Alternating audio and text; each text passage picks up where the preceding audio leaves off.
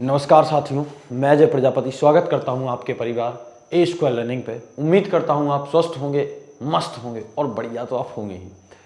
तो जैसा कि आपको दिख रहा होगा कि आज हम क्लास 12th में केमिस्ट्री का पहला चैप्टर बिलियन पढ़ने जा रहे हैं। आपको पता ही है कि आपके एग्ज़ाम तो भाई आ रहे हैं। जब एग्ज़ाम आ रहे हैं तो एग्ज़ाम के टाइम पर पढ़ाई बहुत ज़्यादा ज़रूरी है।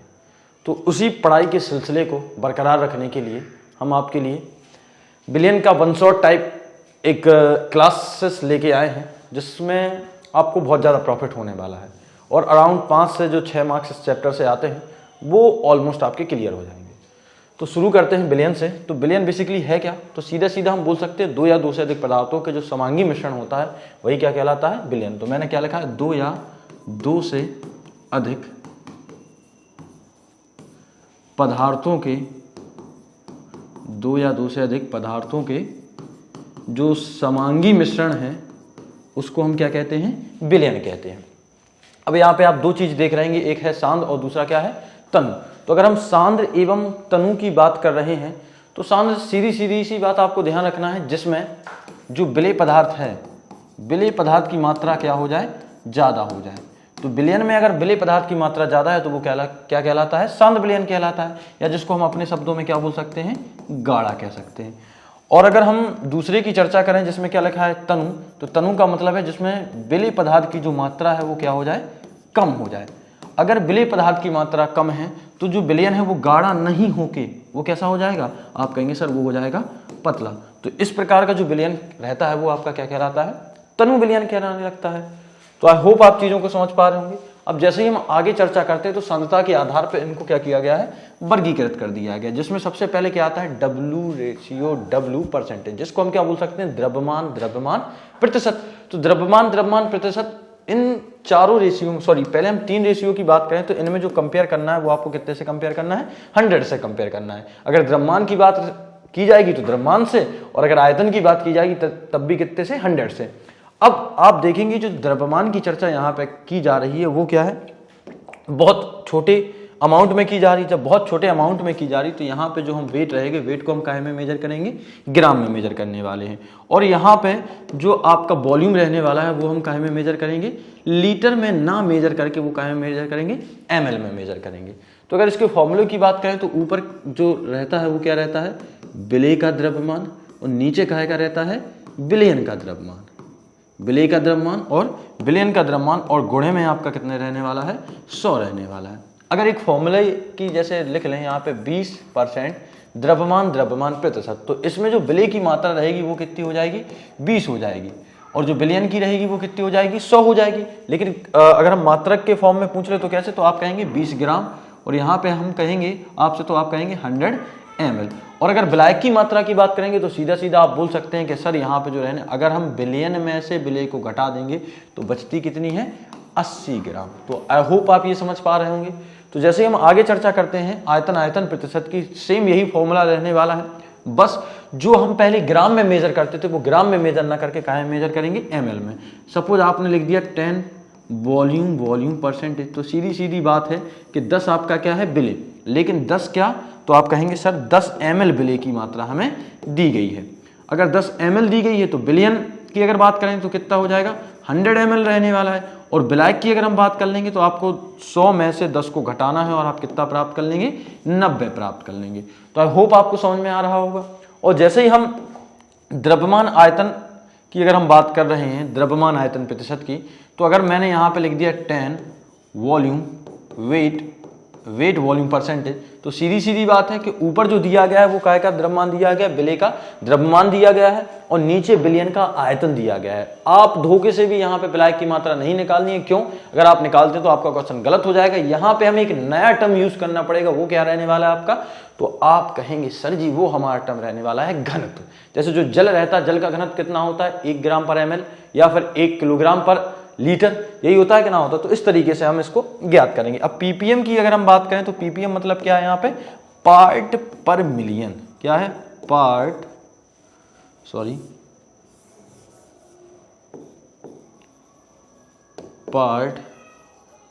पर मिलियन। कोई दिक्कत तो नहीं है। अगर ये पार्ट पर मिलियन रहने वाला है तो सीधा बड़ा सिंपल रहने वाला है।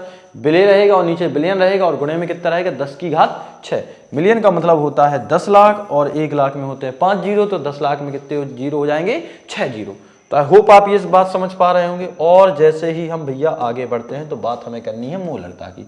तो बड़ा सिंपल सा है, कहेंगे कि 1 लीटर बिलियन में उपस्थित विलेय के मोलों की संख्या आपकी क्या कहलाती है, मोलरता कहलाती है। यहाँ पे जो मेन टर्म है वो आपको क्या ध्यान कर लेना, तो वो आपको ध्यान करना है कैपिटल एम से इसको क्या किया जाता है, प्रदर्शित किया जाता है। इसके फॉर्मूले की बात करें तो ऊपर क्या आएगा, एन आ जाएगा और नीचे क्या आ जाएगा, वी आएगा। वी और वो भी काहे में आएगा, लीटर में। लेकिन ना तो आपको ये मोल में दिया रहता ना ये लीटर में, तो कैसे दिया रहता, तो मोल बराबर होता भार बटे अणु भार। तो यहाँ लिखेंगे वेट और यहाँ नीचे क्या लिख लेंगे, मॉलिक्यूलर वेट। अगर ये आपको लीटर में नहीं दिया गया है, एमएल में दिया रहेगा, तो आपको क्या लिखना है, वॉल्यूम तो रहेगा लेकिन आपको मल्टीप्लाई कितने का कर देना है, 1000 का आप मल्टीप्लाई कर देंगे। तो यहाँ से आप किसको ज्ञात कर सकते हैं, आसानी से मोलरता को ज्ञात कर सकते हैं।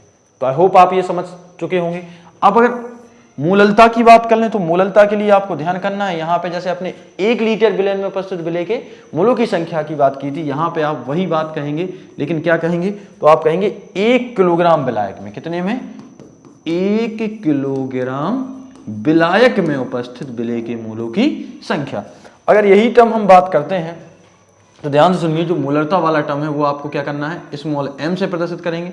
मोलरता वाला था जो कैपिटल एम से, लेकिन मोलरता वाला कैसे प्रदर्शित किया जाएगा, स्मॉल एम से प्रदर्शित किया जाएगा। और जैसे ही ये स्मॉल एम से प्रदर्शित किया जाता है तो सेम वही रहने वाला है, वेट अपॉन मॉलिक्यूलर वेट। बस यहाँ पे क्या रहेगी, विलायक की मात्रा। तो विलायक की मात्रा को हम कैसे रिप्रेजेंट करेंगे, कैपिटल W से, और यहाँ पे हम गुणा में कितने लिख लेंगे, 1000। क्यों, क्योंकि आपको यहाँ पे भी किलोग्राम में नहीं दिया रहेगा, तो काहे में दिया रहता है, तो आपको दिया रहेगा ग्राम में। और जब ग्राम में दिया है और किलोग्राम में कन्वर्ट करना है तो 1000 का भाग जब नीचे करेंगे तो ये कहाँ पे आ जाएगा, ऊपर। तो आई होप आप ये समझ पा रहे होंगे।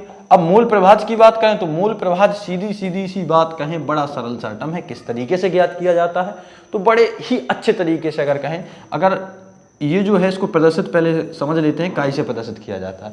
और ये बिलियन का ना निकल के विलेय और विलायक का निकलता है। तो पहले आपको इसमें क्या पता होना चाहिए, मूल। तो अगर आपके जो विलेय है, विलेय के मूल स्मॉल एन और विलायक के मूल क्या है, कैपिटल एन है।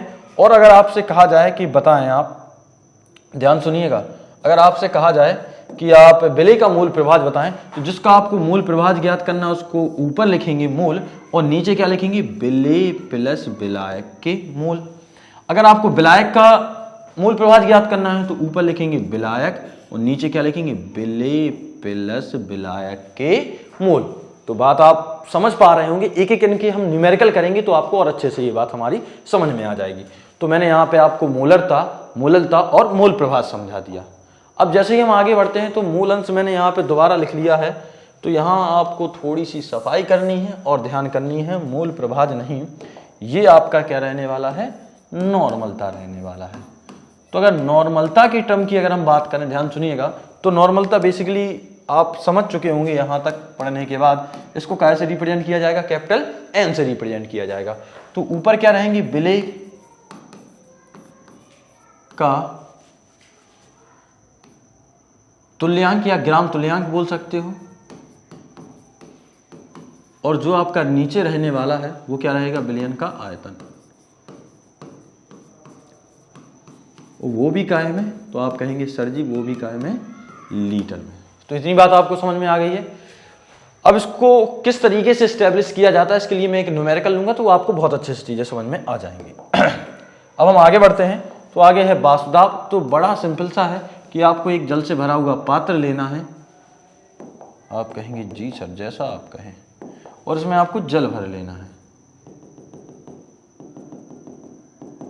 तो जैसे ही, और एक चीज और लीजिए, यहाँ पे आपको क्या लगा लेना है, ढक्कन लगा लेना है। और नीचे से आप जैसे इसको क्या करते हैं, हीटेड करते हैं, तो ये आपके जो रहेंगे ये काय में कन्वर्ट होने लगेंगे, बास में कन्वर्ट होने लगेंगे। और जैसे ही ये बास में कन्वर्ट होने लगेंगे तो ऊपर से टकराएंगे और टकराने के बाद दोबारा से रिटर्न आएंगे और इस पर एक क्या लगाएंगे, दाब लगाने लगेंगे इसकी सतह पर। और इसकी सतह पर जो दाब लगाया जाता है वही आपका क्या कहलाता है, वाष्प दाब कहला जाता है। मतलब कि जो आपके, ध्यान से सुनिएगा, जो आपके वाष्प के कण रहते हैं उनके द्वारा वाष्प की सतह पर लगाए जाने वाला दाब क्या कहलाता है? वाष्प दाब कहलाता है। अब वाष्प दाब के संबंध में ही जो एक भैया अपने अच्छे से वैज्ञानिक थे हेनरी, इन्होंने एक नियम का प्रतिपादन किया जिसमें इन्होंने क्या बताया, जो वाष्प दाब होता है, क्या होता है? वाष्प दाब मतलब P, ये जो समानुपाती होता है, ये काहे के समानुपाती होता है? आप कहेंगे x नहीं भाई, x नहीं, ये जो समानुपाती होता है ये काहे के समानुपाती है? मूल प्रभाज्य के समानुपाती होता है। और यही समानुपाती काहे के होता है? विलेयता के समानुपाती। मतलब अगर आपका वाष्प दाब बढ़ रहा है तो आपकी विलेयता भी क्या होने वाली है? बढ़ने वाली है, जिसे हम काहे का नियम कहते हैं? हेनरी का नियम कहते हैं। अगर इसमें से आप कांस्टेंट, ये जो समानुपाती का चिन्ह इसको हटाएंगे तो एक कांस्टेंट आएंगे जिसको KH, और यहाँ पे क्या लिखा रहेगा? काई। अगर जो KH है ये पूछा जाए क्या है, तो आप कहेंगे ये हेनरी स्थिरांक है। इसकी वैल्यू की अगर हम चर्चा करें तो KH बराबर क्या हो जाएगा? P अपॉन काई। तो आई होप आप ये समझ रहे होंगे। अब वाष्प दाब का संबंध में ही एक और नियम आया जिसको हम काय का नियम कहते हैं? राउल्ट का नियम कहते हैं। अगर राउल्ट के नियम की हम चर्चा करें तो राउल्ट का नियम क्या है? वाष्प दाब का जो आपेक्षिक अवनमन रहता है, क्या रहता है? वाष्प दाब का आपेक्षिक अवनमन मतलब PO minus PS upon PO, ये काहे के समानुपाती रहता है? मूल प्रभाज्य के समानुपाती रहता है। और जैसे हम काहे का नियम कहते हैं? राउल्ट का नियम कहते हैं। किस तरीके से? सपोज मान के चलिए जो आपने यहाँ पे जल लिया था, जल में कोई और पार्टिकल ऐड कर देंगे, तो जब जल में पहले जब आपने जल लिया था तो इसका अगर हम कह दें कि जो इसका वाष्प दाब था वो कितना था?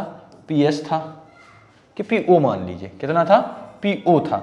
लेकिन जैसे ही आपने किसी पदार्थ को इसमें मिलाया तो मिलाने के बाद इसके वाष्प दाब में आ गई कमी, और जो वाष्प दाब बचा वो कितना बचा? PS।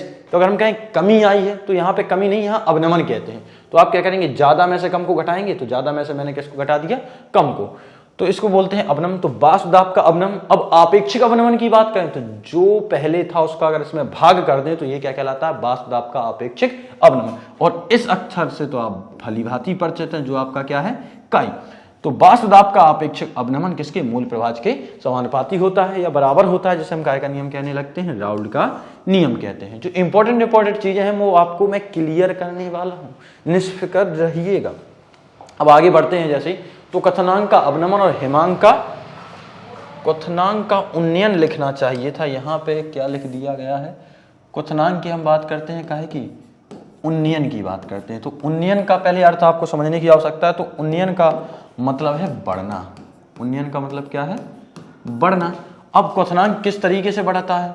तो अगर मैं आपसे कहूं कि आप जल से, जो जल है, अगर जल आपके ऊपर गिराया जाए और चाशनी आपके ऊपर गिराया जाए, या फिर सीरा कह लीजिए, जो सीरा रहेगा वो आपके ऊपर गिराया जाए, तो इन दोनों में से कौन आपके ऊपर ज्यादा प्रभावशाली रहने वाला है? तो आप कहेंगे सर ऑब्वियसली बात है सीरा। क्यों? क्योंकि इसके क्वथनांक में क्या हो गई है? वृद्धि हो गई है। तो जो क्वथनांक में वृद्धि होती है उसी को हम क्या कहते हैं? क्वथनांक का उन्नयन। जो सीरा बना कैसे है? जब जल में हमने क्या मिला दिए? शक्कर के पार्टिकल्स मिला दिए।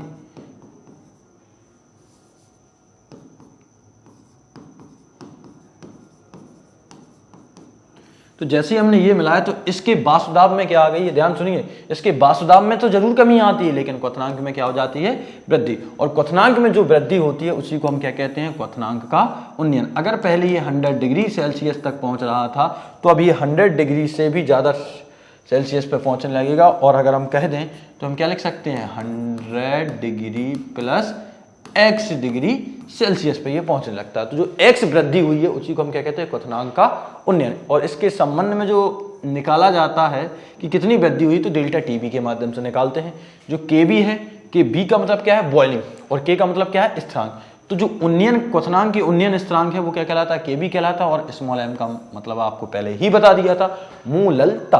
और अगर इसके फॉर्मूले की बात करें तो क्या हो जाएगा? डेल्टा जो टीबी है, तो आपको केबी तो पता है। अब यहां इसकी मूललता की बात करें तो क्या होगा? भार बटे अणु भार। क्या कह रहा है? भार बटे अणु भार गुणे विलायक की मात्रा, और गुणे साथ में क्या हो जाएगा? 1000। तो आप ये बात समझ पा रहे होंगे। और इसी तरीके से क्या आता है? हिमांक का अवनमन। तो अवनमन कैसे? मान के चलिए अगर जल में आप कोई चीज मिलाते हैं तो इसके हिमांक में वृद्धि नहीं होगी, हिमांक क्या हो जाएगा और कम हो जाएगा। और जैसे ही हिमांक में कमी आने लगती है, मतलब जो इसके जो जमने वाला पॉइंट है वो क्या होने लगेगा, कम होने लगेगा, उसी को हम क्या बोलते हैं, हिमांक का अवनमन बोलते हैं। और यहाँ पे जो हिमांक है, हिमांक मतलब जमना, और जमने को हम लोग इंग्लिश में क्या बोलते हैं, तो आप कहेंगे सर इसको जमने को बोलते हैं फ्रीजिंग। तो फ्रीजिंग से हमने वर्ड ले लिया एफ और यहाँ पे रख दिया, और जैसे ही रखते हैं तो क्या आ जाता है, डेल्टा टी एफ बराबर के एफ इंटू एम। और इसको भी अगर हम फॉर्मूले में करना चाहें तो क्या हो जाएगा, डेल्टा टी एफ बराबर के F weight upon molecular weight, और यहाँ पे क्या हो जाएगा, विलायक की मात्रा, और गुणे कितने हो जाएंगे, 1000 हो जाएंगे। और जैसे ये चीज़ें होती हैं तो आप समझ जाएंगे कि हाँ भैया बिल्कुल आप सही कह रहे हैं, और चीज़ें आपकी क्लियर हो जाती हैं। तो बढ़ते हैं आगे, और जैसे ही हम आगे बढ़ते हैं तो चुनिंदा चीज़ें बची हैं जिनमें परासरण क्या है, विसरण क्या है, परासरण दाब क्या है। तो परासरण अगर हम कहें, ध्यान सुनिए, तो परासरण किसे कहेंगे, पा और आपको बी से ध्यान करना। तो अगर आपको हिंदी वर्णमाला आती होगी तो आप कहेंगे सर पा पहले आता है और बा क्या आता है बाद में। जो पहले आता है उसको आप ध्यान रखिए कम, और जो बाद में आता है उसको क्या ध्यान रख लीजिए आप, तो आप कहेंगे सर उसको हम ध्यान रखे ले रहे हैं अधिक।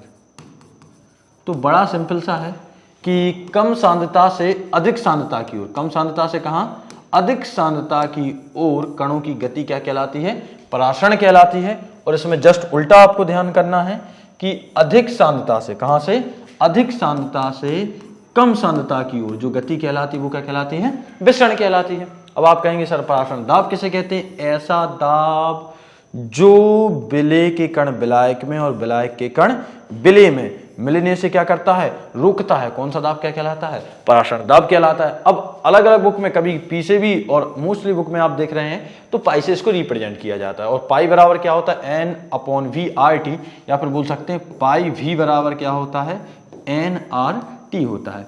बाकी टर्म से तो आप वाकिफ होंगे, परंतु एक जो नया टर्म आ रहा है वो पी, पी मतलब दाब है, दाब को मेजर, वी मतलब क्या है वॉल्यूम, एन मतलब क्या है मोल, और आर आपका क्या है नियतांक है, जिसको गैस नियतांक हम कहने वाले।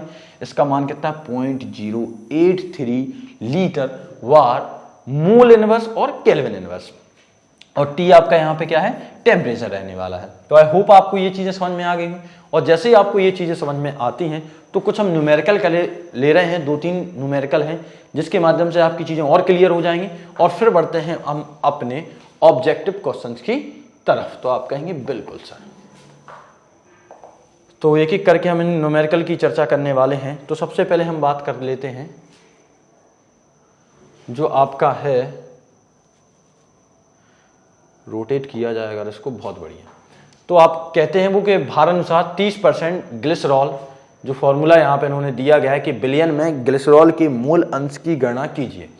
अगर यहाँ पे इन्होंने क्या कह दिया है 30%,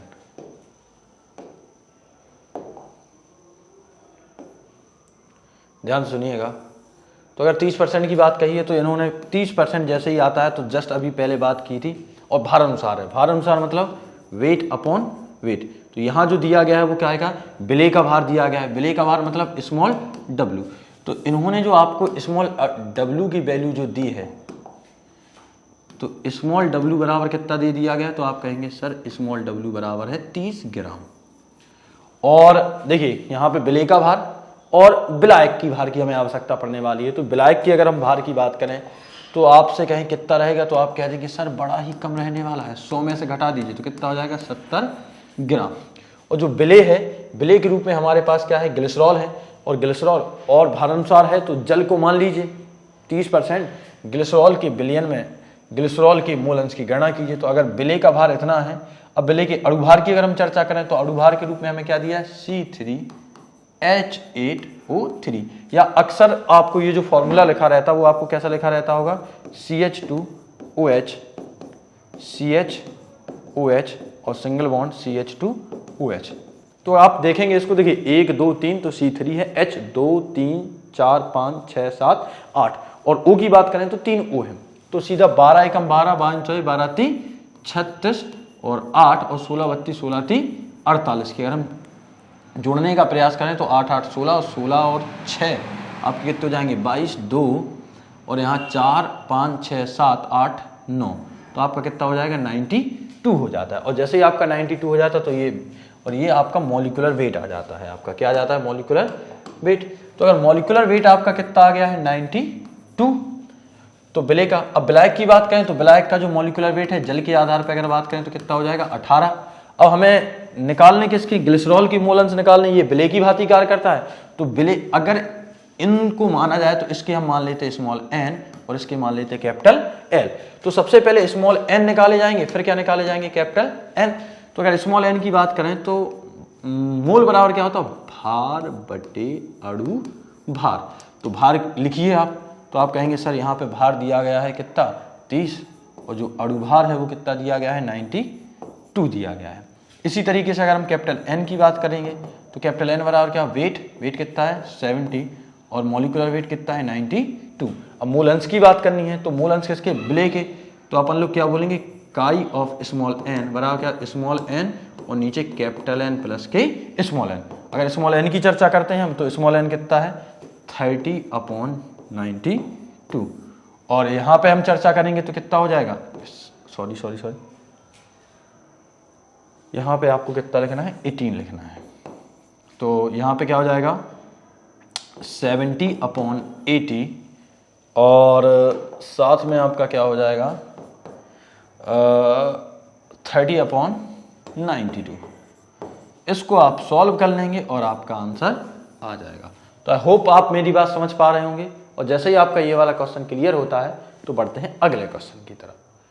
तो अगले क्वेश्चन पे हम चलेंगे तो क्वेश्चन को निकाल लिया जाए पहले। तो जो दूसरा क्वेश्चन रहने वाला है वो किस इस तरीके से आपके पास आने वाला है, जो आप कहेंगे सर पराशरण दाब का है। तो देखिए पराशरण दाब के टर्म्स को आपने अभी समझा था थोड़ी देर पहले, तो यहाँ पे भी आपको चीज़ें समझ में आ जाएंगी। अगर मैं कहूँ आपसे फॉर्मूला इसका बताइए तो आप कहेंगे बिल्कुल पाई बराबर या पाई पी के माध्यम से किया था तो क्या आया था N/V/RT। तो हमें वैल्यू क्या है, किस ताप पर, मतलब उन्होंने हमसे टी क्या किया गया है, पहले गिवन डाटा लिखेंगे कायदे से। तो टी उन्होंने हम लोगों से क्या कर लिया गया है, पूछ लिया गया है। अब जो दूसरा टर्म है वो कहते हैं कि 5% का मतलब उन्होंने डब्ल्यू, स्मॉल डब्ल्यू की बात कर दी है। यहाँ पे स्मॉल डब्ल्यू कितना है 5 और 5 कितना ग्राम। अगर आयतन की बात करें तो आयतन कितना आपको मान लेना है, देखिए यहाँ पे 100 के टर्म्स में होता है तो V जो आपका हो जाएगा वो कितना हो जाएगा 100 ml हो जाएगा। और 7% वायुमंडलीय दाब है तो आपका जो P है, या यहाँ पे हमने पाई माना है तो पाई आपका कितना हो गया 7, वायुमंडलीय तो ATM हम बोल सकते हैं। और पराशरण दाब उत्पन्न होता है तो T आपसे पूछा है। तो देखिए आपको चीज़ें रखेंगे तो आपको चीज़ें समझ में आ जाएंगी। तो रखते हैं मान, तो पाई की वैल्यू कितनी दी है 7, N क्या है वेट अपॉन मॉलिक्यूलर वेट, तो यहाँ क्या है ग्लूकोज, और ग्लूकोज का कितना होता है 180 होता है, कितना होता है। तो आप क्या रखेंगे N की जगह रखेंगे 5/180 और V जो है वो कितना है 100 ml है। तो अगर ये 100 ml है और इसको हमें क्या में कन्वर्ट करना है, लीटर में कन्वर्ट करना है, तो मैं आपसे कह दूं भैया इसको आप कितना रख लीजिए 0.1 रख लीजिए। आप कहेंगे बिल्कुल कोई दिक्कत ही नहीं है। और जो R का मान है वो कितना है 0.083 और वैल्यू क्या की निकालनी है T की। तो अगर T की वैल्यू निकाली जाए बड़ा सिंपल है, तो T बराबर क्या हो जाएगा, ये जो गुणा में है इस साइड आइए, सॉरी भाग में, तो इस साइड काहे में आ जाएगा गुणा में आ जाएंगे। आप कहेंगे बिल्कुल 7 × 180 × 0.1 अपॉन, और इसको नीचे लेके आइए तो 5 मल्टीप्लाई 0.083 और मल्टीप्लाई, देखिए ध्यान सुनिए T का मान तो हमें निकालने थे तो ये यहाँ पे आ गया यहाँ, और इसको हमें सिर्फ और सिर्फ क्या करना है सॉल्व करना है। तो जो आंसर आएगा वो आपका क्या में आएगा केल्विन में आ जाएगा। तो आई होप आप इसको भी समझ पा रहे होंगे। तो बढ़ते हैं अगले क्वेश्चन की तरफ। तो जैसे ही हम अगले क्वेश्चन की तरफ बढ़ते हैं तो अगला क्वेश्चन कुछ हमें इस तरीके से मिलता है, और जब इस तरीके से मिलता है तो बड़ा ही अच्छा नज़र आ रहा है। देखिए 2 बिलियन है, 2 बिलियनों के जो वाष्पदाब है वो क्रमशः में दिए गए हैं और बिलियन का कुल पराशरण दाब पूछा है। अगर इस आधार पे हम करें तो कुल पराशरण दाब क्या होता है, तो आप कहेंगे सर जो P टोटल होता है वो क्या होता है PA प्लस का PB। जो PA क्या होता है, या P0A और P0B। तो आप कहेंगे सर जो P0A होता है, P0 of A, P of काई ऑफ A, और अगर हम PB की चर्चा, P0 ऑफ B की चर्चा कर रहे हैं तो क्या होगा P इंटू काई ऑफ B। तो यहाँ पे आपको मोल भी दिए गए हैं। तो अगर P0 ऑफ A आपको निकालना है तो A कितना है 80 और इसका मान कितना है 3। तो अगर आपसे कहा जाए तो आप कहेंगे सर यहाँ से वैल्यू निकल के आती है 8 16 8 दूनी 24। तो पी नॉट ऑफ ए आपका निकल के आ गया है, इतने एटीएम मान लीजिए आप। और अगर यहाँ पे चर्चा करते हैं तो पी जो आपका है वो कितना है 60 मल्टीप्लाई बी की वैल्यू कितनी है 2, तो कितना हो जाएगा 120 हो जाएगा आपका। हो जाएगा कि नहीं हो जाएगा? अब आपको इन दोनों को जोड़ देना है, तो जो पी टोटल आपका निकल के आएगा वो कितने आएगा, इन दोनों को जोड़िए तो 0 और 6 और 3, तो 360 आपका mm ऑफ Hg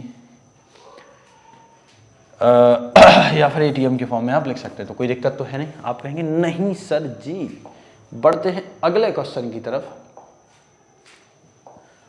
अंतिम क्वेश्चन जो आपका दिख रहा होगा आपको स्क्रीन पे, तो करते हैं शुरुआत। तो वो कहते हैं इतने ग्राम निर्जल सोडियम कार्बोनेट को जल में घोलकर 250 मिली बिलियन बनाया जाता है। निर्जल सोडियम कार्बोनेट का तुल्यांक भार 53 है। बिलियन की नॉर्मलता ज्ञात कीजिए। भैया बहुत अच्छा फॉर्मूला, और फॉर्मूला तो ठीक है, सवाल भी बहुत अच्छा है। नॉर्मलता की हमसे बात की है। अब आप कहेंगे सर मोलरता वाले क्वेश्चन क्यों नहीं लिए? क्योंकि भाई साहब जो ऑब्जेक्टिव क्वेश्चन है उनमें आपके मोलरता वाले क्वेश्चन आ जाएंगे। तो नॉर्मलता बराबर क्या होता है? नॉर्मलता बराबर सीधा बात है तुल्यांक की भार उन्होंने दिया है, कितना दिया है 53 आपको दिया गया है। क्यों? इसका होता कितना है वैसे 106 होता है, और Na2CO3 है तो ऑलरेडी इसने 2 का भाग करके दिया। तो भार कितना दिया है? भार है हमारे पास, तो पहले लिखेंगे वेट, यहाँ पे होता है इक्विवेलेंट वेट मल्टीप्लाई वॉल्यूम, और मल्टीप्लाई कितने का करना होता है 1000 का। तो सिंपल वर्ड्स में आप लिखते जाइए और करते जाइए। वेट आपको कितना दिया गया है? ये आपका क्या है वेट, और ये जो आपका है 250 ml ये आपको क्या दिया गया है वॉल्यूम दिया गया है, और ये आपको क्या दिया गया है इक्विवेलेंट वेट दे दिया गया है। तो वेट कितना है 1.325 मल्टीप्लाई 1000, इक्विवेलेंट वेट कितना है 53 है, और वॉल्यूम की अगर हम चर्चा करें तो वॉल्यूम कितना है 250 है। तो आई होप आप इसको सॉल्व कर लेंगे, और जैसे ही आप सॉल्व करते हैं तो ग्राम इक्विवेलेंट इनवर्स और लीटर इनवर्स इसका क्या निकल के आएगा मात्रक निकल के आएगा। तो आई होप इतनी चीजें आपको समझ में आ गई, और जैसे ही इतनी चीजें समझ में आती हैं तो बढ़ते हैं अपने ऑब्जेक्टिव क्वेश्चंस की तरफ। तो चलिए शुरू करते हैं अपने ऑब्जेक्टिव क्वेश्चन। अगर आप चाहें तो आप थोड़ा सा रेस्ट बिल्कुल नहीं ले सकते हैं। आप कहेंगे अच्छा सर जी, जब रेस्ट लेने ही नहीं देना है तो कह क्यों रहे हैं? भाई थोड़ा सा तो जिंदगी में हंसी मजाक जरूरी है कि नहीं है? आप कहेंगे बिल्कुल सर। तो पहला क्वेश्चन थोड़ा गलत लिख चुका है हमारे एडिटर भैया से, मतलब मुझसे ही, और जब गलत लिख चुका है तो भाई इसको हम चर्चा नहीं करने वाले हैं, हम सीधे चर्चा करेंगे एथेनॉल की। तो वो आपसे कहते हैं कि एथेनॉल के नमूने में, स्प्रेड के नमूने में एथेनॉल 90% वॉल्यूम बाय वॉल्यूम, सही पढ़ना हूँ आप कहें नहीं सर वेट बाय वेट है, तो एथेनॉल का मोल प्रभाज होगा। तो अगर मैं आपसे कहूँ ये क्वेश्चन आप कर सकते हैं तो आप कैसा महसूस करेंगे? आप कहेंगे सर ये क्वेश्चन तो हम लोग कर लेंगे। अगर आप इस क्वेश्चन को कर लेंगे तो आपको चीज़ें समझ में भी आ जाएंगी। देखिए इन्होंने एथेनॉल दिया है, ध्यान सुनिएगा। अगर एथेनॉल इन्होंने दिया है तो बिलियन जो है और वेट बाय वेट दिया है, तसल्ली से करने का प्रयास करते हैं तो आपको बहुत अच्छे से चीज़ें समझ में आ जाएंगी। तो देखिए 90% है तो मतलब वेट कितना दे दिया 90%, क्लियर है कि ना? और अब जो ये बिलियन की दिया है और वेट बाय वेट, और बिलियन का पहले ध्यान सुनिए, ये किसका है? बिले का द्रव्यमान है, और बिलियन की अगर हम द्रव्यमान की चर्चा करें तो बिलियन का कितना हो जाएगा 100, और बिलायक की अगर द्रव्यमान की चर्चा करें तो बिलायक कितना हो जाएगा 10। आप कहेंगे सर ये कैसे हो गया? मतलब शराब ज़्यादा है और पानी कम है, तो ये इतने ग्राम है और ये भाई साहब इतने ग्राम है। अब एथेनॉल का फॉर्मूला आपको पता होना चाहिए, तो आप कहेंगे सर एथेनॉल का फॉर्मूला होता है C2H5OH, तो C2H5OH, तो यहाँ से निकालिएगा क्या इसका मॉलिक्यूलर वेट। तो मॉलिक्यूलर वेट आप जैसे निकालेंगे तो कार्बन 12 दूनी कितना हो जाएगा 24, प्लस के एक ऑक्सीजन है तो 16, और 5 और 1 6, तो देखिए 20 30 और ये हो गया 40, और ये कितने हो जाएंगे ओवरऑल 46। अब यहाँ पे अगर हम मॉलिक्यूलर वेट की बात करें तो मॉलिक्यूलर वेट कितना निकल के आएगा 18, और हमें निकालना किसका है, एथेनॉल का। तो एथेनॉल का ऊपर हम किसके लिखेंगे, एथेनॉल की। तो 90/46 बटे क्या लिखेंगे यहाँ पे, 90/46 प्लस के वेट 10/18।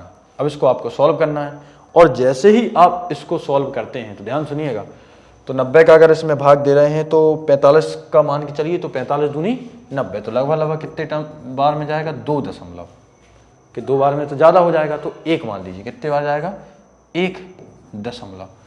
और अगर 1 बार आपने इसका भाग दिया तो बचेंगे कितने, तो आप कहेंगे सर इसमें बचने वाले हैं 44, और 44 अगर बचने वाले हैं तो दशमलव लगाएंगे, 0 बढ़ जाएगा, तो 440 हो गए हैं। और 440 की अगर हम बात करें तो लगभग 4 8 चौके 32, 1.8 टाइम्स आप मान लीजिए, या 7 टाइम्स मान लीजिए। यहाँ पे बात करेंगे तो सेम आएगा 1.7 प्लस 18 का भाग देंगे तो दशमलव लगाएंगे, और कितना बढ़ जाएगा, 0, तो 18 पंचे 90, तो 0.55 आ गया। इसको आप सॉल्व कीजिए, तो जैसे ही आप आगे बढ़ते हैं तो कितना 1.7, और इन दोनों को ऐड करेंगे तो 0 लगा लीजिए, तो कितना हो जाए 5, 7 3 10 11 1 की 2, हाथ से लगाए 1, और कितने हो गए, इतने। तो अगर यहाँ से दशमलव हटाते 2 0 यहाँ से, तो सीधी बात है दशमलव हटाइए और 1 0 बढ़ा लीजिए। तो 170 में आपको भाग कितने का देना है, 225 का, तो दशमलव लगाएंगे। तो जैसे ही हम दशमलव लगाते हैं तो 1 0 बढ़ जाता है। अब 8 बार अगर दे रहे हैं तो 8 दूनी कितना हो रहा है, 16 हो रहा है। और अगर 8 बार आप दे रहे हैं और 7 बार दे रहे हैं तो 7 दूनी कितना हो रहा है, 14। तो 8 दूनी अगर करते हैं तो कितना हो रहा है, 1600। लेकिन 25 का 25 अट्ठे 200, तो ज़्यादा हो जाएगा, तो इसलिए आप कितनी बार देंगे, 7 बार, तो 0.7 आ गया। और 7 बार अगर दे रहे हैं तो 7 दूनी 1400, और 25 से कम 7 बार, तो 25 छक्के 150, और 25 छक्के 150, 175। तो अगर 175 हो रहा है तो कितना हो जाएगा, 5 7 और 1575। तो अगर 1700 में से 1575 आप घटाइएगा तो कितने बचेंगे, 125। कितना बच रहा है आपका, 125। दशमलव आपने लगा, ऑलरेडी आप 0 बढ़ाइए, तो जैसे ही आप 0 बढ़ाएंगे तो 2 का भाग आपको कितने बार देना पड़ेगा, लगभग 3 बार देना पड़ेगा। 7 बार तो आप दे नहीं सकते हैं, और जब दे नहीं सकते हैं तो आपका आंसर कितना सही हो जाएगा, 0.732। कोई दिक्कत तो नहीं है, आप कहेंगे नहीं सर। और जब नहीं है तो आगे बढ़ते हैं, 2 कम 2, 2 दूनी 4, 2 3 6, 2 चौके 8 में आपका हो नहीं रहा है, कोई दिक्कत है तो बताइए। आप कहेंगे नहीं सर, नहीं नहीं नहीं। तो जैसे ही आपको ये चीज़ें समझ में आ जाती हैं तो हम बढ़ें अगले क्वेश्चन की तरफ। आप कहेंगे बिल्कुल सर आप बढ़ सकते हैं। तो जैसे ही हम बढ़ लेते हैं तो आपकी चीज़ें क्लियर हो जाएंगी, और अगर आप इसको और सही से सॉल्व करेंगे तो चीज़ें आपकी एग्जैक्ट दशमलव में आंसर आपका आ जाएगा। तो आगे बढ़ें, तो आप कहेंगे बिल्कुल सर। तो बढ़िए आगे, तो आपसे वो कहेंगे शुद्ध जल की मोलरता ज्ञात कीजिए। तो मोलरता के अगर फॉर्मूले की हम बात करते हैं, ध्यान सुनिएगा, सॉरी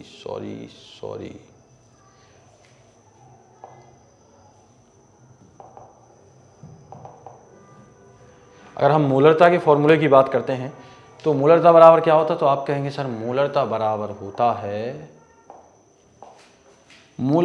होता है भार, मतलब N/V, मतलब विलेय के मोल, और आयतन।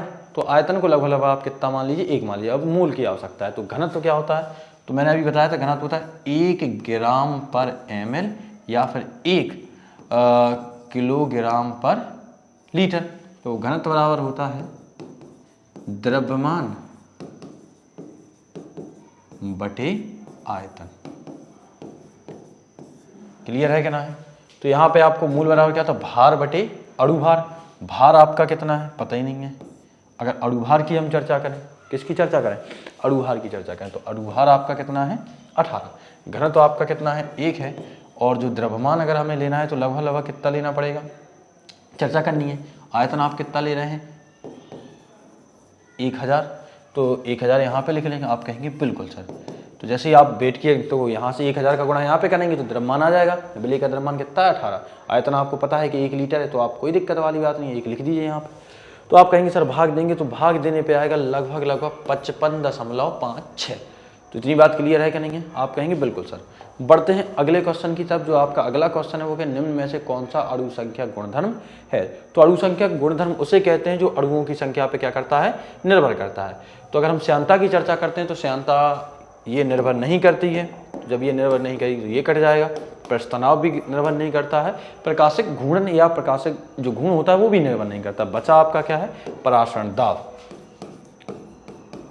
परासरण दाब, क्योंकि अभी अगर आपसे कहें तो हमने क्या होता है, जो कणों की संख्या को, विलेय के कणों को विलायक में और विलायक के कणों को विलेय में नहीं मिलने देते हैं, परासरण दाब कहलाता। अर्थात ये अणुओं की संख्या पर निर्भर करता है, और निर्भर करता है तो यही आपका क्या हो जाएगा, अणु संख्यक गुणधर्म हो जाएगा। बढ़ते हैं अगले क्वेश्चन की तरफ। जैसे ही अगले क्वेश्चन की तरफ बढ़ेंगे तो क्या आ जाएगा, निम्नलिखित में किसका परासरण दाब सबसे कम होता है। तो सबसे कम की बात करें तो आपको सीधा सीधा ध्यान करना है, जिसके पास जितने कम आयन होंगे उसका परासरण दाब क्या होगा, उतना कम होगा। तो अगर मैं कहूं, देखिए पोटेशियम क्लोराइड की अगर हम बात कर रहे हैं तो KCl हो रहा है, और मैग्नीशियम क्लोराइड की अगर हम बात कर रहे हैं तो कितना हो रहा है, MgCl2 हो रहा है। और एल्यूमिनियम फॉस्फेट की बात कर रहे हैं तो Al फॉस्फेट है तो PO4 हो रहा है। अगर ऐसा हो रहा है तो आपसे कहा जाए कि देखिए 2 यहाँ हैं, 2 यहाँ, 3 यहाँ हैं, 2 यहाँ हैं, लेकिन जो स्वर्ण भैया हैं ये कैसे हैं, अकेले। और जब ये अकेले हैं तो यही सबसे कम परासरण दाब प्रदर्शित करेगा। तो आप कहेंगे बिल्कुल सर। बढ़ते हैं अगले क्वेश्चन की तरफ। निम्न में क्या लिखा है, निम्नलिखित में सबसे अधिक परासरण दाब होगा। तो ये जो है वो क्या है, अणु संख्या गुणधर्म है। और जब ये अणु संख्या गुणधर्म है तो कण की संख्या या आयनों की संख्या जिसकी ज्यादा होगी तो उसका परासरण दाब क्या होगा, ज्यादा होगा। तो अगर देखें KCl तो कितने सिर्फ आयन है इसके पास, 2। और इसकी बात करें तो कितने, 3 और 1, 4 आयन हैं। इसकी बात करें तो इसके पास कितने हैं, 3 हैं। और इसकी बात करें तो इसके पास कितने हैं, इसके पास भी 3 हैं। तो आपसे कहें बताइए सबसे ज्यादा किसके पास है, तो आप कहेंगे सर दूसरे वाले क्वेश्चन की तरफ है। और जब दूसरे वाले के सबसे ज्यादा है तो आप क्या कह सकते हैं कि भैया सबसे ज्यादा परासरण दाब इसी का रहने वाला है। अब बढ़ते हैं अगले क्वेश्चन की तरफ। तो वो आपसे कहेंगे निम्नलिखित में क्वथनांक प्रदर्शित करने वाला जलीय विलयन है। तो यहाँ पे आपको और मुझे एक क्वेश्चन शीट जो आपके लिए बनाई गई थी उसका सहारा लेना पड़ेगा। क्यों, क्योंकि उसमें क्वेश्चन लिखा नहीं गया है। तो क्वेश्चन जो है सबसे क्वथनांक जो सबसे ज्यादा प्रदर्शित करता है वो कौन है। तो मैं यहाँ पे कुछ टर्म्स लिखे ले रहा हूँ जिससे आपको समझ में आ जाएगा कि हाँ अब आप सही कह रहे हैं। 2019 का ये क्वेश्चन है, उसमें आपसे कहा गया है क्या, ध्यान सुनिएगा। सबसे अधिक जलीय विलयन, तो पहला है 0.015 मोल, ध्यान सुनिए 15 मोल ग्लूकोज। फिर कहते हैं आपसे 0.01 मोल KNO3। फिर आपसे कहते हैं 0.015 मोल यूरिया। और फिर आपसे कहते हैं 0.01 मोल Na2SO4। तो अगर मैं आपको बता दूं, थोड़ी देर पहले ही हम इस चीज की चर्चा कर रहे थे। आप कहेंगे सर किस चीज की, तो जो जलीय विलयन है और यहाँ पे हम किसकी बात कर रहे हैं, क्वथनांक की, उससे परासरण दाब की। देखिए जो 2024 में क्वेश्चन आए थे वो ज्यादा से ज्यादा किससे रिलेटेड आए थे, परासरण दाब क्या है, किसका ज्यादा होता है, किसका परासरण दाब कम होता है, किस तरीके से कम होता है। तो इन चीजों की जो चर्चा की जा रही थी, तो अगर कहें तो किस तरीके से, तो वो मेन थे कितने हैं, मतलब कितने कण हैं, कितने आयन हैं, और यही। तो अगर मैं कहूँ ग्लूकोज, तो ग्लूकोज के पास तो होते नहीं है। क्यों, क्योंकि ये आयनित अवस्था में नहीं जाएगा। यूरिया भी आपका आयनित अवस्था में नहीं जाएगा। फॉर्मूले की बात करें तो आप कहेंगे सर NH2CONH2।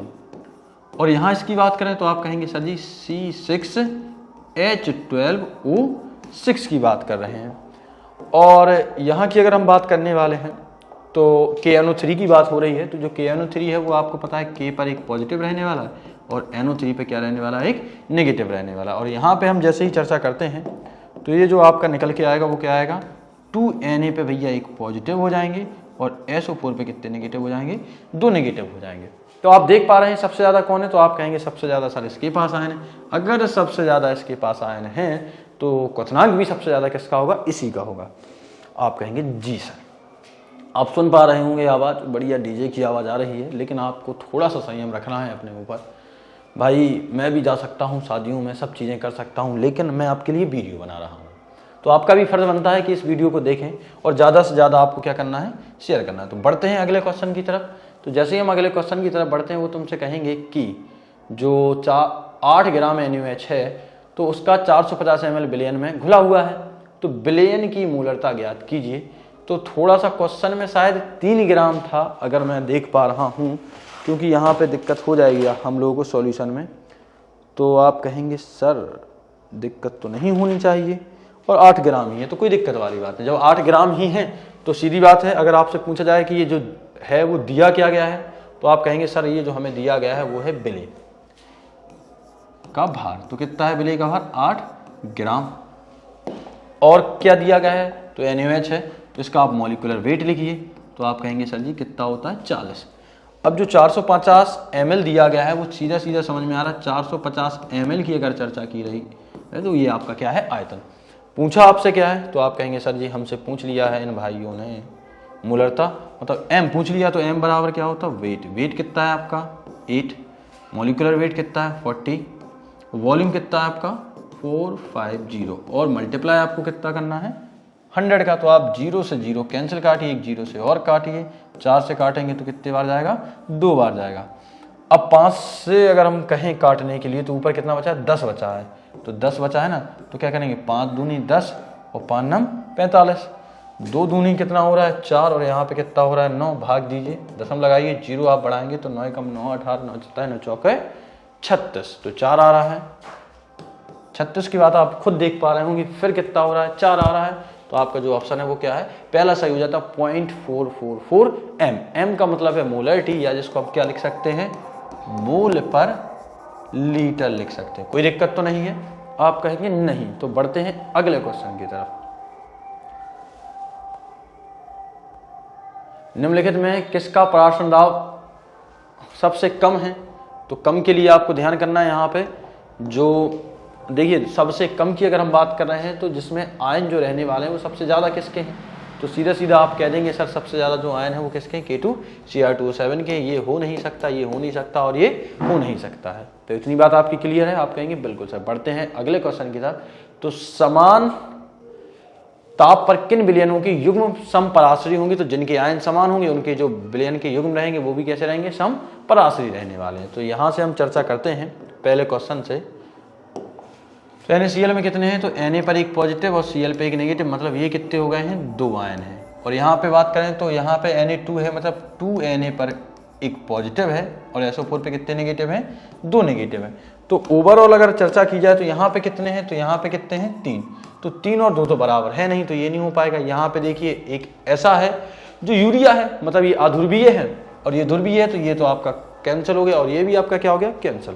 अब हम जैसे ही आगे बढ़ रहे हैं तो आगे बढ़ने पे क्या होता है? यूरिया और साथ में ये, तो ये भी कैंसिल हो जाएगा, ये तो दोनों असमान हो गए। अब आप खुद समझदार हैं, इसको हमें देखने की आवश्यकता नहीं है, और अगर आप ऑप्शन के आधार पे करेंगे तो चौथा आपका सही हो जाएगा।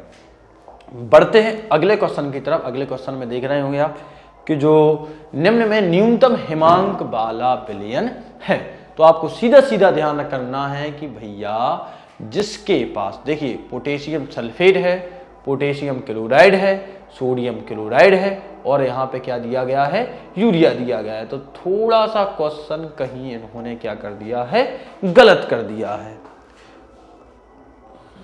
इन्होंने क्वेश्चन क्या कर दिया है? गलत कर दिया है, क्योंकि ऑप्शन में क्या है? पोटेशियम सल्फेट है और सोडियम क्लोराइड है, ग्लूकोज और यूरिया है। ग्लूकोज और क्या है? यूरिया है।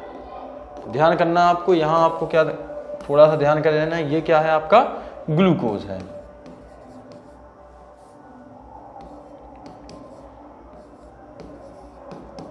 तो ग्लूकोज है और साथ में क्या है? यूरिया है। तो अब सीधी सीधी बात है, जिसके पास ज्यादा होंगे, और ज्यादा किसके पास है? तो आप कहेंगे सर यूरिया के पास तो है नहीं, ये क्या है? अध्रुवीय है, ये भी अध्रुवीय है। पोटेशियम क्लोराइड की बात करें तो इस पर एक पॉजिटिव और Cl पर एक नेगेटिव, तो यहाँ कितने हो रहे हैं? 2 हो रहे हैं। लेकिन अगर हम पोटेशियम सल्फेट की बात करें तो ये क्या होता है? K2SO4। तो यहाँ पे आप देख रहे होंगे कितने हो रहे हैं? 3। किस तरीके से? जो 2K रहेगा इस पे कितना? एक पॉजिटिव, और SO4 पे कितने? 2 नेगेटिव, तो 2 और 1 3। तो जो हिमांक न्यूनतम रहने वाला है वो किसका रहेगा? पोटेशियम सल्फेट का रहेगा। आप कहेंगे जी हाँ सर। बढ़ते हैं अगले क्वेश्चन की तरफ। तो अगले क्वेश्चन में निम्न में से किसके अणु संख्या गुणधर्म नहीं है? कौन सा अणु संख्या गुणधर्म नहीं है? तो सीधा आप बता सकते हैं कौन सा नहीं है? तो आप कहेंगे सर यहाँ पे पृष्ठ तनाव अणु संख्या गुणधर्म नहीं है। आप कहेंगे बिल्कुल हाँ। बढ़े अगले क्वेश्चन की तरफ। आप कहेंगे बिल्कुल। तो बढ़ते हैं, अगला जो क्वेश्चन है वो आपसे क्या कहता है, ध्यान सुनिएगा। 180 ग्राम जल में जल के कितने मोल होंगे। बड़ा सरल सा क्वेश्चन उन्होंने आपसे पूछ लिया है। तो मोल बराबर क्या होता है, तो आप कहेंगे सर मोल बराबर होता है भार बटे अणु भार। तो भार कितना है, तो भार है 180, अणु भार कितना होता है जल का 80, तो ये कैंसिल हो जाएगा और कितना आ जाएगा 10। तो देखिए 10 किस में है, इस वाले में, तो आपका आंसर ये वाला सही हो जाएगा। बड़े अगले क्वेश्चन की तरफ, आप कहेंगे बिल्कुल सर। तो वो आपसे कहते हैं कि Na2CO3 के इतने मोलर बिलियन में 500 ml के लिए आवश्यक मात्रा है, तो Na2CO3 कितनी मात्रा होगी। बिल्कुल सरल क्वेश्चन है, ध्यान सुनिएगा। आपको पहले लिखना है गिवन डाटा। तो अगर हम कहें आपसे कि Na2CO3 का आप मॉलिक्यूलर वेट लिख सकते हैं, तो आप कहेंगे बिल्कुल सर 106। और जैसे ही हम आगे बढ़ते हैं तो आगे क्या है 0.2, तो मतलब ये आपको क्या दे दी गई है, मोलरिटी दे दी गई है 0.2। और वॉल्यूम आपको कितना दिया गया है, तो आप कहेंगे सर वॉल्यूम हमें दिया गया है 500। अब जब ये 500 दे दिया गया है पूछा क्या गया है, तो स्मॉल w आपसे पूछ लिया गया है। बड़ा सरल सा क्वेश्चन है, करते हैं। तो मोलरता बराबर होता क्या है, वेट अपॉन, ध्यान सुनिएगा, मोलरता बराबर क्या होता है, weight upon molecular weight, volume, और वो भी कितने का मल्टीप्लाई 1000 का। तो वेट आपका कितना है तो पता नहीं है, यही तो आपको निकालना है। m आपको कितना है 0.2 दिया गया है, 1000 का गुणा है आपका, मॉलिक्यूलर वेट कितना है 106 और वॉल्यूम है 500। तो 500 दूनी 1000 और 2 का यहाँ पे करेंगे तो कितने जाम 0.1 टाइम, तो कितना आ रहा है 10.6 ग्राम। तो आप कहेंगे बिल्कुल सर। और जब 10.6 ग्राम आ रहा है तो तीसरा ऑप्शन आपका क्या हो जाएगा, सही हो जाएगा। बढ़ते हैं अगले क्वेश्चन की तरफ। अगला क्वेश्चन क्या है कि 80 ग्राम, अरे यार एक तो क्वेश्चन बहुत गलत लिख गए हैं। अब विलीन है तो क्या पूछ रहा है, तो सीधी बात है, आपसे कह रहे हैं कि मोललता पूछी गई है, तो करिएगा, करने का प्रयास करते हैं। सब मोल आपको कहेंगे, पता क्या चला, मोल पर केजी में दिए गए हैं इसलिए पता सर। यहाँ पे 8 नहीं होगा, यहाँ पे आपका कितना होगा 3 होगा। तो अगर हम कहें बिले का जो भार है वो कितना है 3 ग्राम, अणु भार जो है एस्टिक अम्ल का अगर मॉलिक्यूलर वेट की बात करें तो कितना होता है CH3COOH, इसका ये फॉर्मूला होता है। तो निकालिए यहाँ से, तो कार्बन का कितना हो जाएगा 12 और 12 दूनी कितने हो गए 24, ऑक्सीजन का कितना हो जाएगा 16 दूनी 32 हो जाएगा, और यहाँ कितना हो जाएगा 4 4 4 8, 2 10 की 0, हाथ से लगा 1 3 2 5 और 1 6, तो इसका कितना होता है 60 होता है। और अब विलायक की मात्रा की अगर बात करें तो विलायक की मात्रा आपको दी गई है, कितना दिया गया है 80 ग्राम बेंजीन में विलय है ये। तो पूछा क्या है, मोललता आपसे पूछी है, तो क्या है वेट कितना है 3, मॉलिक्यूलर वेट 60, विलायक की मात्रा 80, और क्या करना है इसको 1000 से। तो 1 2 से तो 2 0 आपके कट गए हैं। अब 3 से अगर आपको काटना है तो आप काट सकते हैं, तो 3 दूनी आप कितने कर देंगे 6, और 10 से काटते हैं 2 पंच 10, 2 चौके 8, तो कितना रहा 5/8, भाग दशमलव लगाएंगे 0 बढ़ जाएगा, तो 8 पंच 40, 8 6 48, 0.6 किसी में आ रहा है, आप कहेंगे बिल्कुल सर 0.625 आपका आंसर सही हो जाएगा। अब मैंने पूरा क्यों नहीं किया, मेरे को आवश्यकता ही नहीं है, क्योंकि 6 आ नहीं रहा है, 0.0 आ नहीं रहा है, 0.0 आ नहीं रहा है, 0.6 आ रहा है सीधा सीधा, तो यहाँ पे सही है। बढ़ते हैं अगले क्वेश्चन की तरफ। वो आपसे क्या कहेंगे कि 10% द्रव्यमान प्रतिशत वाले ग्लूकोज में 200 ग्राम बिलियन की ग्लूकोज की मात्रा। अब यहाँ इन्होंने सीधा सीधा पूछ लिया है कि अगर कोई चीज 200 ग्राम है तो उसके 10% का मान क्या होगा। आप नहीं बता पाएंगे, अरे आप बता लेंगे। तो 200 का 10% कैसे निकाला जाता है, 200 का 10%, वही पुराना वाला जब छोटे में हम लोग लाए थे। तो 200 का मतलब क्या होता है, आप कहेंगे सर गुणा, और 10 और परसेंटेज मतलब 100। तो 100 से ये कितनी बार गए 2 बार, और 2 का गुणा करेंगे तो कितना हो जाएगा 20 ग्राम हो जाएगा। कोई दिक्कत तो नहीं है, तो आप कहेंगे बिल्कुल सर। आगे बढ़ते हैं। तो 17 की हम जैसे ही बात करते हैं तो वो कहते हैं निम्न में अणुसंख्या गुणधर्म, बिलियन के अणुसंख्या गुणधर्म निर्भर करते हैं, कहाँ पे निर्भर करते हैं, तो बिलियन के जो अणुसंख्या गुणधर्म हैं वो कणों की संख्या पर निर्भर करते हैं। आप कहेंगे बिल्कुल सर, ध्यान करे रहना है आपको, कणों की संख्या पर निर्भर करते हैं। आगे हम जैसे ही बढ़ते हैं तो ये कहेगा कि NaOH इतने में घुला है, तो बिलियन की मोलरता आप ये कर लेंगे, सीधा आएगा वेट 5/40 गुणे 450 और उधरता जाएगा, तो आप कहेंगे बिल्कुल सर। अब आगे बढ़ते हैं। तो ताप पर निर्भर करता है, तो कौन निर्भर करता है? तो ये मोलरता निर्भर करता है। कौन निर्भर करता है? मोलरता। क्यों मोलरता निर्भर करेगा? क्योंकि जो विलयन है, विलयन का जैसे ही हम ताप बढ़ाते हैं तो होता क्या है, जो विलेयता है वो विलयन जो है एक्सपेंडेड होने लगता है, और जैसे एक्सपेंडेड होने लगता है तो मोलरता कम होने लगती है, या जो सांद्रता है वो क्या होने लगती है? कम होने लगती है। इसलिए आपको ध्यान करना है कि जो तापमान पर निर्भर करने वाली इकाई वो क्या है? आपकी मोलरता। ये नोट में लिख लीजिए, पॉइंट में लिख लीजिए, ध्यान करे रहना है। और तापमान से स्वतंत्र इकाई है तो आप कह देंगे सर जी जो तापमान से स्वतंत्र इकाई है वो क्या है? तो वो है मोलरता। अगर मोलरता आपकी क्या है, अभी हमने चर्चा करी, क्योंकि ये लीटर पे निर्भर करेगा, ये भी क्या पे? लीटर पे निर्भर करेगा, और द्रव्यमान का ये भी मतलब हो गया लीटर पे। तो जो लीटर पे निर्भर करेगी, मतलब जो आयतन पे डिपेंडेंट है, ये भी आयतन, ये भी आयतन, ये भी है, तो इसकी तो सांद्रता कम या बढ़ेगी, वैसे कम ही हो जाती है। लेकिन मोलरता का ऐसा कुछ नहीं है। क्यों? क्योंकि ये विलायक की मात्रा पर निर्भर करता है। तो मैं समझ पा रहा हूं आपने वीडियो पूरी देखी। अगर वीडियो पूरी देखी तो आपको चीजें भी समझ में आ गई। तो बने रहिए हमारे चैनल पर। मिलते हैं नई वीडियो में जिसमें आपके लिए कुछ लाभदायक चीजें, यूजफुल चीजें लेके आएंगे। All the very best.